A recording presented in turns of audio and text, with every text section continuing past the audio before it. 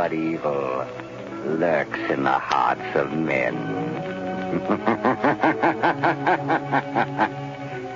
The shadow knows.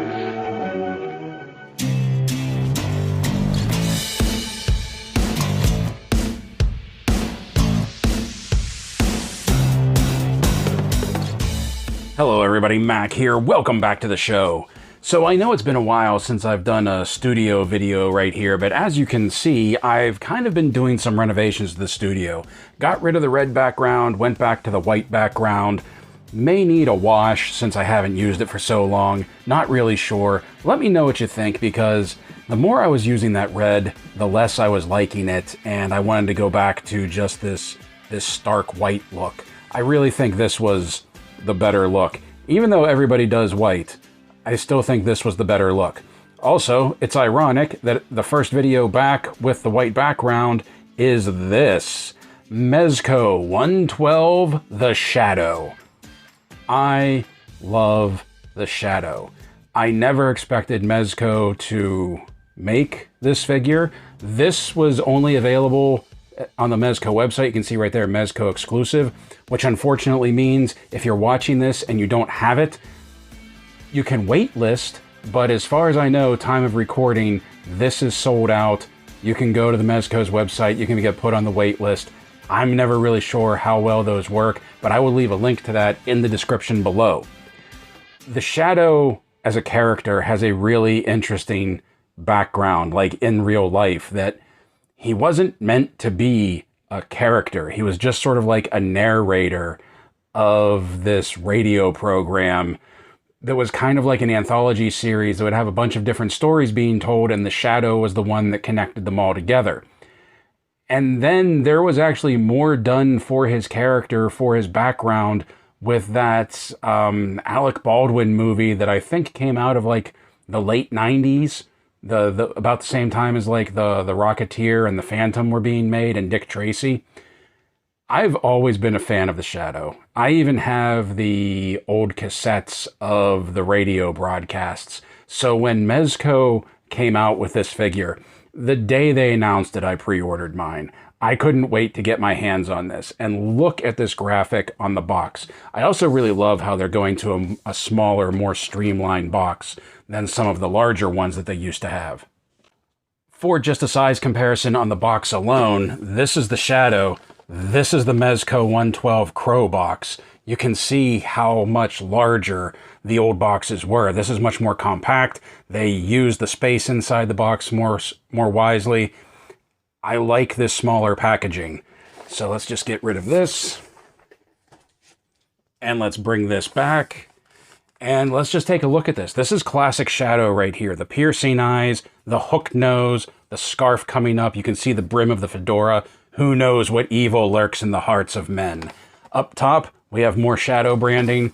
Over here, more Shadow branding, and he's pointing his 1911 at you.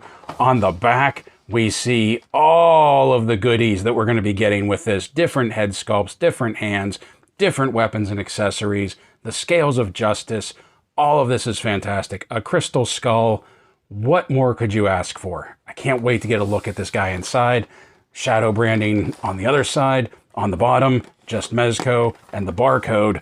So, without further ado, let's get this open and let's take a look at Mezco 112, The Shadow. See, just look at how compact this is, how much better they utilize the space. There's actually 3 trays in here now, I think. Yeah, 3 trays, 1 with the figure and accessories, 2 with accessories, and then the 3rd one with the stand on it. So here he is, the Shadow, out of his box, and putting the tape measure to him, we can see that he's roughly 6.5 inches tall to what would be the top of his head, but he's 6 3/4 inches tall to the top of the fedora. The fedora does not come off. All 3 head sculpts, the fedora is attached to the headpiece. And speaking of the headpiece, just look at this face sculpt. Look at how sinister that is. Look at how intense that is. This is fantastic. And this is just the standard one, where there's 2 more that we can take a look at right here. I do like the oversized brim of the fedora. I like how it's like pinched in, but it's not symmetrical. It's not perfect. It's a little ragged, like it's been pinched and pulled off of his head numerous times. Even the brim is uneven, which is a really nice touch. And taking a look at the soft goods trench coat right here, Mezco does a really good job of not making the stitching or the seams too much, that it looks like it's in scale with the figure, where you know how sometimes whenever they try and do cloth goods, that the stitching and the seams just seem too big. Like, it ruins the illusion that this is scaled to the size of the figure. And coming down, in addition to the trench coat, we have some nice black slacks right here. Mine has a little bit of a string coming off. There we go. And of course, he has his black loafers right here. Now underneath, you can see the tie, which is a little askew. Let's try and straighten that out a little. And the white pressed shirt underneath. Now, here's the thing. This trench coat seems to really be on there, but there's a way to loosen this belt. I don't know if the trench coat is supposed to come off or not. I feel like maybe we can open it, but not take it off. I'm not entirely sure. Also, I love this collar right here that you can kind of, let's pop the head off for a second. You can kind of pop the collar on him too, just to give him a little bit of a, even more of like a dark noir look. Oh, that looks really cool. I really like that. So I'm going to dare to pull this through, knowing full well it's going to be a pain trying to get that back in, but let's see if we can take the trench coat off. Okay, so we can take the trench coat off, and there is more to see underneath. That he has a suit jacket right here. I don't know if you can see because it's black on black, but there are buttons on the breast of his suit coat. He has the pocket square right here, and you can open this up and take a look at the belt, the shirt, and the skewed tie that just doesn't seem to want to straighten. It's just an elastic. The Shadow wears a clip-on, but it doesn't seem to want to twist around his neck. And sometimes I'm afraid I'm going to rip it, but I think that's as good as I can get it. Also, he does have a wire running along the seam of the coat right here. So there's no wire in it right here, just along the bottom hem. But if you twist it and bend it in enough, it does help to maintain that closed suit look. We also can see the white cuffs of his shirt coming out from underneath, and the flesh tones of the wrists underneath his gloves. Now, the question is, am I going to be able to get it back on? Because it came off way too easily, but I have a really bad feeling this isn't going to want to fit back through the belt buckle. But while we have it off, let's take a look at his articulation, that his head will do a full 360 spin. As a matter of fact, you can probably see it, that the neck piece is very loose. The neck piece is actually what was spinning around, not the head on the ball joint. He can look up very well. He can look down very well. He has some real good tilt from side to side. Now the arms bind up very easily. Like, that's as far as I can get them up. And it's mainly because he has so many different pieces of cloth here. He has the shirt, he has the coat, and as a matter of fact, when the trench coat goes on, it gets a little tougher, that if I try and push it past that, I feel like I'm going to rip something. So that's as far forward as they can go, and that is as far backwards as they can go. So it's not horrible articulation. It's actually very realistic, because let's face it, nobody's arms do a full 360, okay? They will come up to 90. I do not believe there's any butterfly joint in there. There's a hinge and swivel at the elbow. It feels like it's a single jointed. Where's that double jointed? Might be double jointed, because he gets some really good crunch out of that. And yeah, it is a bicep swivel right in there. And then the wrists pivot. They hinge up and down. And then you can do this. You can do this. And they'll hinge in and out. At the waist, he'll crunch forward a little bit. He'll crunch back a little bit. He has a ball joint at the waist, it feels like, but once again, because of the clothing, he doesn't get, is that at the waist or is that at the floating ab? Oh no, I think that's at the floating ab. that he's twisting, not at the waist.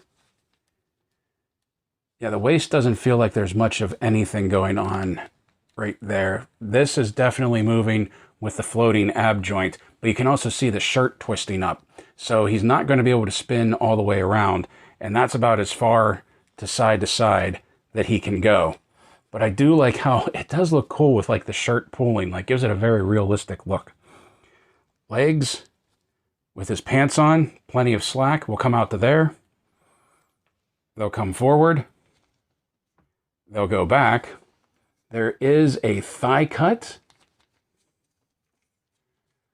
Double jointed knees with some really great travel. Ankles rock back. Ankles rock forward. Oh, there is ankle pivot and a forward facing pin for some rocker. Now, let's see how hard it is getting this trench coat back on.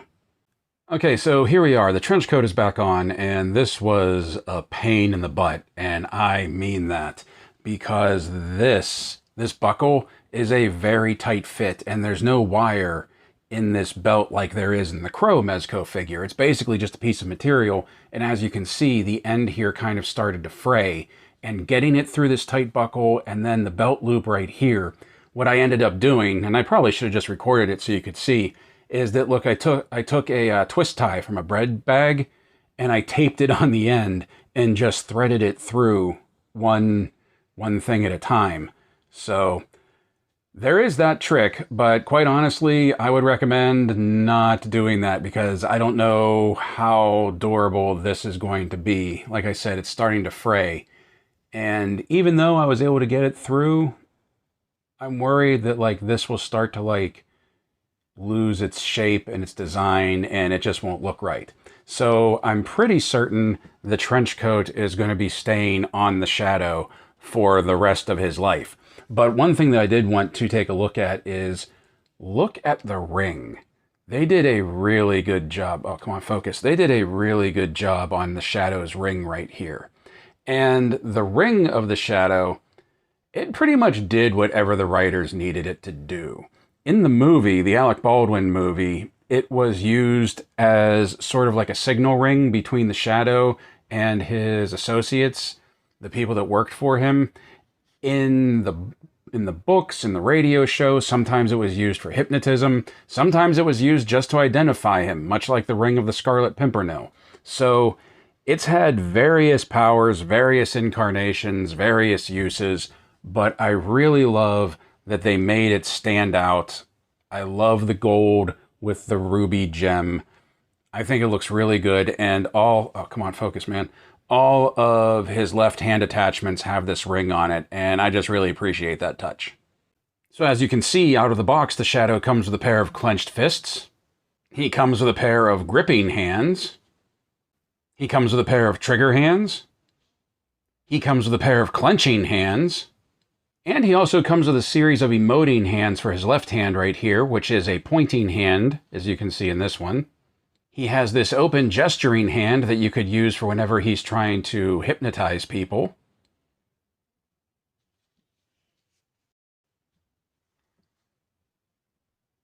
Because then he also has this effect hand right here, which is basically the same as this hand that we just looked at, but it has this effect built into the palm right here. This is all one piece. Now, I do have to say that this is probably the most difficult hand to put on the Shadow. And if you have Mezco figures, you know typically that's not an issue, that the wrists and the hands just pop on and off very easily. However, with this piece being right here, and these feel very stiff and maybe a little fragile, taking it off isn't a problem, but getting it put on, getting it popped on there and seated on there correctly, these get in the way just a little bit, and I was worried that I might break them, but just be aware of that. Just be a little gentle with those. Now, we've already looked at the ring, and I very rarely draw attention to hand sculpts very much, but I just wanted to draw attention to this, that you can see some real detail in the gloves right here, these leather driving gloves that he wears, and I really appreciate that attention to detail as well. I really like the sculpt and the look and just the whole feel, the noir feel of this figure. Now, in addition to extra hands, the Shadow also comes with 2 additional head sculpts, and at first glance you may not notice a difference in this one, but bringing the standard one in, you can see that first of all, the brim of the fedora is pulled down in front.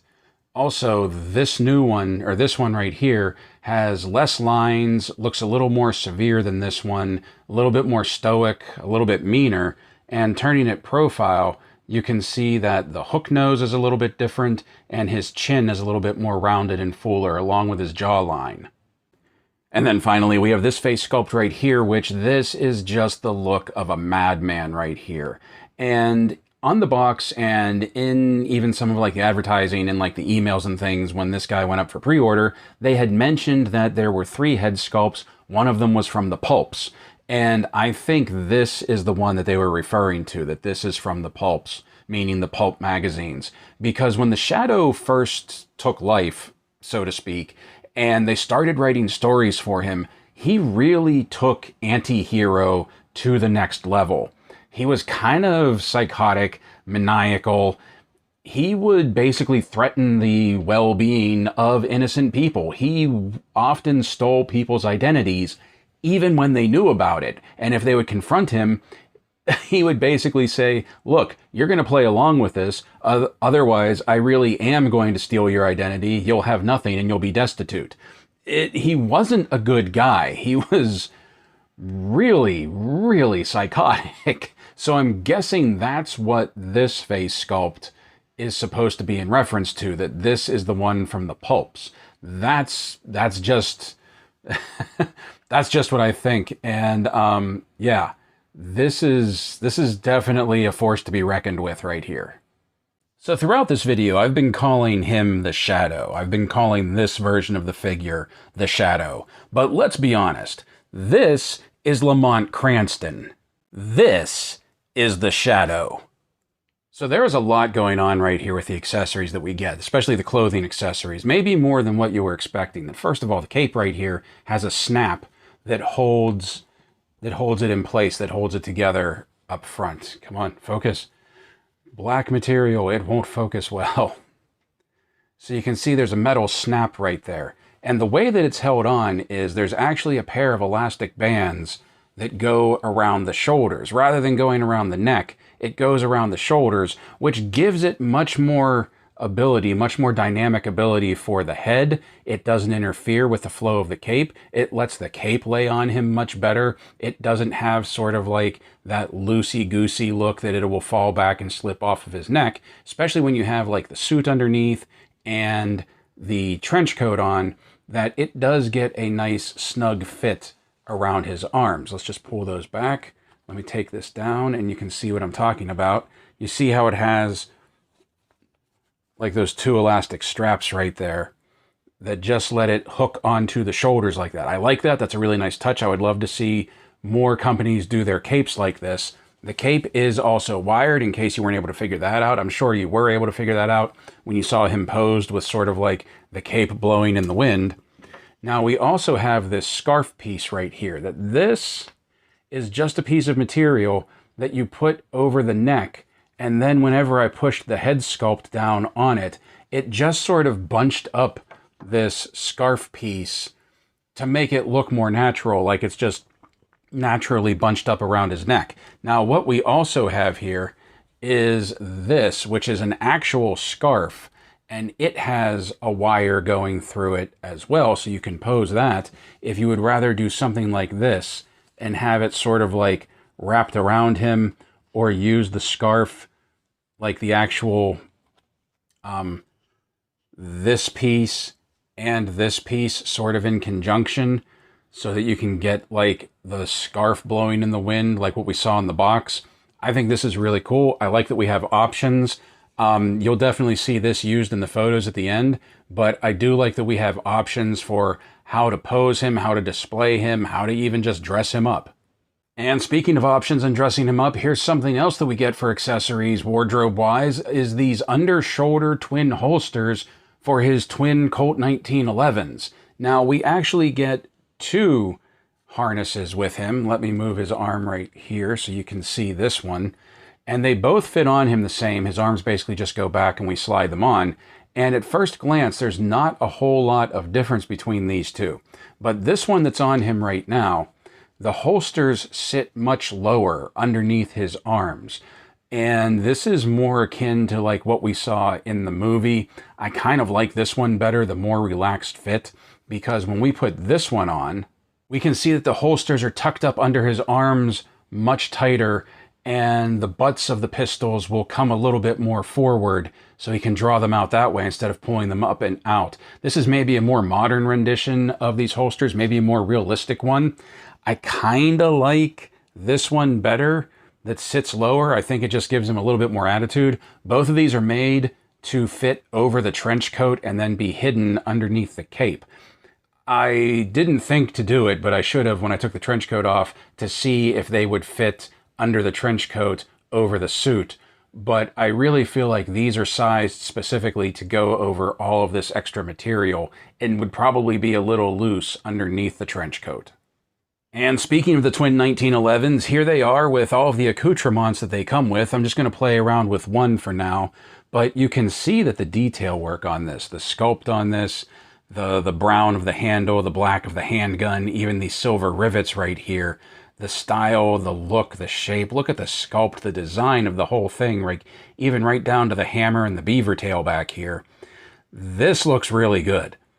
I really love me a 1911, and this is definitely one of the best 1911s I think I've had in plastic form for my figures like this. Now, they do have a bit of an action right there, so that they can cock back, but it's very tight. I don't know if you can hear this.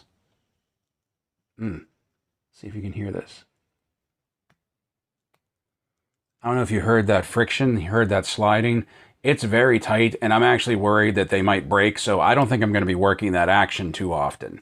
But they also come with, and I like this, we got two 1911s, but Mezco gave us 6 magazines, because I think Mezco knows these are going to get lost. And I really dig these magazines. I especially like that they put a copper round, a copper jacket round at the top, focus, a copper jacket round at the top of the mag. And it fits into the bottom, into the bottom of the weapon very well, has a nice snug fit. It's a little difficult to get out. You really got to get your nail in there to pull it out. But it has a nice snug fit. I like that. You can see it's not coming out. And then we also have a series of blast effects to go along with it. That we have a short one. Let me pop this in here. We have a short one that is just a single discharge. But that one, you can see that one is a little loose and that one does fall out. But then we also have this one right here that is a 3-round shot. Putting them at the bottom, sort of like he's going boom, boom, boom, and like the recoil is kicking each round higher and higher. And that is loose as well. So the magazines and the action are very tight. The blast effects, not so much, but they do look good. And I do really I really like getting blast effects now with like a lot of these modern gunshot weapons. And like, oh, come on, focus, man. That just looks really cool. Okay, so the Shadow also comes with a bunch of prop and or diorama pieces with this set, and one of the cooler ones that I like right here is his 2-way radio phone. You see he has an old-timey keyboard, typewriter keyboard down here, typewriter keys down here for sending messages or dialing out, sending Morse code. He has his frequency finder right here, and he has this really archaic, like this whole thing is almost steampunk looking. This archaic looking view monitor right here, which if I remember correctly, the whole idea was that he could see who he was talking to, but who he was talking to couldn't see him. And it was always one of his agents, one of the agents of the Shadow on the other side that was kind of like his information broker, kind of like Microchip for the Punisher or like Alfred back at the Batcave or something.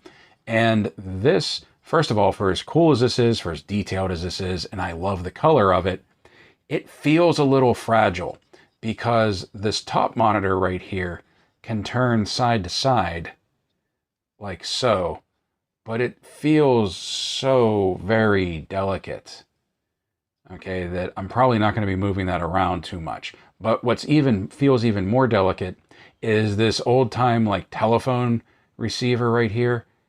It does pull out, but this is very stiff, and the only way to pull it by is the nozzle right here, and it goes up and down, and this is on a hinge. So the whole thing makes a really interesting, fairly dynamic looking piece, but it's just so small and so delicate that like I really am worried that if I play around with this too much, I'm going to break it. Something else that we have here, which I don't ever remember him using, is this crystal ball with a skull inside, a crystal skull on the inside. Unfortunately, we do have a seam line that's going across the midway point of the crystal ball, but from head on or from behind, like this looks really cool. I don't know if you can see the details of the skull in there, but it does look pretty good. I really like that. And I also like just the detail work in the base right here, and this gold and this black wash on it to make all the details stand out, I think is pretty fantastic. They even like did a little bit on the bottom there. That this is a very cool piece and could be used in other things other than, you know, the shadow diorama. And then we have the scales of justice right here for him to hold. And to be completely honest, when I first saw this piece, I didn't expect this, one, to actually have chains, and two, to be a working scale. This thing is really cool. He holds it up by this piece right here, and then these two pieces just hang. And this is a really well done, really cool looking design with the scales right here. You have basically, which side is which? You have cops and robbers squaring off against each other. I think this is so cool. Very symbolic of like the Shadow's plight. This is just a really well done piece, molded in this gold plastic with these like faux gold chains right here, the scale actually working, the detail on these little guys down here with the gold plastic, and then the wash over it once again to bring out the detail. I think that looks really cool. The only thing you have to watch is not getting the chains caught up in the people that are on each plate. Because if you get them caught up in the chains, once again, the little people on the scales seem to be very fragile. And if you pull too hard on the chains whenever they're caught up around them, I feel like you're going to break something off. But just handle with care because it looks cool. And then finally, here it is. The Chicago typewriter, the trench sweeper, the M1, the M1A1, the Tommy gun, the Thompson submachine gun. This looks awesome. I love the detail on the drum. I love the detail in the barrel. I love how the metal looks worn and weathered and used. I love how they gave it a wood grain, even a texture, a wood grain texture to the stock, to the front handle, to the rear handle. I love Tommy guns. I don't know if I've ever mentioned this before, but like I want a Tommy gun, but even the replicas anymore are so expensive. Like I have my 1911, I have my British like World War II Enfield. I want a Tommy gun. Now, there's a few accessories that come with this, but truthfully, I'm a little leery about them. Because one of the accessories we have is another drum magazine right here. We have the one that's in the machine gun, and then we have another one. And it says you're supposed to be able to swap them out, but this one is in... So, oh, it slides out to the side. It doesn't pull out. Okay, that makes more sense. That's why that lip is there. So you can pop one out, and then you slide another one in. But it is such a tight fit that just like with the action on the 1911s, I feel like if I do that too much, I'm going to loosen something or break something. So what you just saw might actually be the only time that I swap out the drums on this thing. Now you'll also notice that the barrel is bored out for blast effects. And we have a pretty large and interesting looking blast effect. But once again, there's an issue that like, look at this little stem. Look at how thin and possibly breakable that little stem is, versus the hole in the barrel that it's a very tight fit. And even trying to push it past that, I feel like I'm going to like bend and snap it, which is a shame because for as like large as this blast effect is, like I feel it fits like what we see Tommy guns doing in movies when there's just like just muzzle flash to all sides of it. But more than that, like even taking it out, I'm worried I'm going to break. There we go. Okay, it's still open. I'm worried we're going to break the stem off inside this thing. Give me 1 second. I want to grab something to check something out. Okay, so I thought maybe a Valaverse blast effect I'd be able to use in there in place of the one that comes with it. But unfortunately, the stem for the Valaverse blast effect is bigger than even the opening of the barrel for the Tommy gun, so it's not going to fit. And if this isn't going to fit, I know the G.I. Joe ones, the Hasbro ones, aren't going to fit.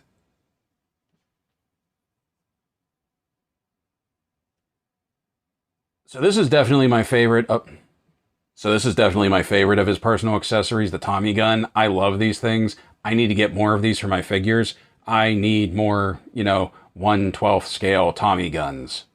And like all of the Mezco 112 figures, of course, the Shadow comes with his own branded figure stand that you can just use with the pegged piece, lay down, use it as a standard stand, or we can pop that peg piece out, put the arm on it, and then just by tightening and loosening these screws, we can position it however we want. And then we have pretty much a solid stand, one of the best stands that we get with figures, I feel. And now for size comparison, here he is beside Mezco 1/12 Wonder Woman and fellow trenchcoat enthusiast Eric Draven, the Crow. Here he is beside the Hasbro G.I. Joe Classified Series slightly kit-bashed retro cardback Zartan and Snake Eyes. Here he is beside the Hasbro Marvel Legends, the World War II cap. I can't remember what series he was from. I think it was just the Rider series, the one that came with the motorcycle, and the Jada Toys Universal Monsters Invisible Man. Here he is beside Valaverse Action Force Warpath Eclipse and the BotCon exclusive Mantis Trooper. Here he is beside Lanyard Toys Cloaking Predator and Xenomorph Drone. Here he is beside Mattel Masterverse 40th Anniversary He-Man and Masters of the Universe movie Skeletor. And finally, here he is beside NECA Toys Dungeons & Dragons Warduke and Grimsword. So the Shadow is one of those figures that I always knew if I ever saw him come out, I would snag him up. I wouldn't care who made him, what scale he was at. If I saw a good quality Shadow figure, I knew I was going to snag him. I have a real love, a real affinity for these pulp era heroes. Guys like the Shadow, the Phantom. I think that's one reason why I like the Universal Monsters so much, is because they sort of border on that pulp era as well. The Rocketeer, I'm really upset that I missed out on the loose collector's Rocketeer 2-pack. Characters like that really, I don't know, there's just something about like that era of heroes. So when I saw Mezco come out with the Shadow, I knew I was going to snag it up because, I mean, it's Mezco 112. We all know what you get with the Mezco 112 line. Yes, the detail is very good. The accessories are plentiful. He has all cloth goods, for goodness sake. A cloth suit, a cloth trench coat, a cloth cap. The only thing he's wearing that isn't cloth is the fedora, and that's because it's part of the head sculpt. So needless to say, I am very excited that I have this figure in my collection, and now I need to get some of those other, pulp era heroes. Like now a part of me also wants to go get not the whole collection, but just like Indiana Jones from the Hasbro Adventure series, because he fits into this pulp era of heroes as well. And I need more Tommy guns. The head sculpts of this figure, the cloth goods of this figure, everything about him I really enjoy, I really love, and I had a lot of fun playing with him even during this video. Putting him in poses for the photography at the end of this video. Even just playing around with him during the review section of it, I had a really just fun time playing with him. Yes, being a Mezco 112 figure is a little on the pricey side. Yes, being a Mezco 112 figure, Some of the accessories feel a little brittle, like the blast effect going into the Tommy gun, like the two-way radio feels a little delicate. But I feel like if you're aware of that and you know what you're getting going into this, as with any Mezco figure, I don't think you're going to be disappointed. I think you're going to feel like you really got your money's worth. I feel like I really got my money's worth with this figure. And like I said, I'm really excited that I have this figure. He is currently sold out. There is a wait list. Link in the description below if you want to check this out. I definitely need to get more Pulp Heroes to put on the shelf with him so he doesn't feel so alone up there. But then again, he is the Shadow. My only real complaint is being decked out all in black like this, that I feel there's going to be lint issues. Might have to get Shadow his own roller now, too. While I love all the cloth goods, I appreciate all the cloth goods, I really like that all of the cloth goods can fit on him all at once. That wired scarf that I showed you, that's a little, I don't know, it's a little much. I couldn't really get it to wrap and look the way that I wanted it to. Like, don't get me wrong, it'll be good for some shots, especially like those dramatic walking against the wind shots, things like that. But past that, I think I'm just going to use that one-piece mask that just fits down over the neck peg. That was the easiest, and I think it actually looked the best, too. So what do you think of the Shadow? What do you think of Mezco in general? Let me know. Leave a comment down below. And while you're down there, please remember to do all the YouTube things. Especially subscribe if you haven't subscribed yet, because quite honestly, I only need like 2 more subscribers to hit 1,300, and that would be a really cool mile mark to hit, you know, especially since April is my birth month. Give me a belated birthday present, please. That would be really cool. Also, don't forget to check me out on Ko-fi, where for $1 a month you can get access to exclusive content, early access to videos, and other member benefits. And until next time, my friends, play well, stay safe, stay healthy, and as always, thank you for watching.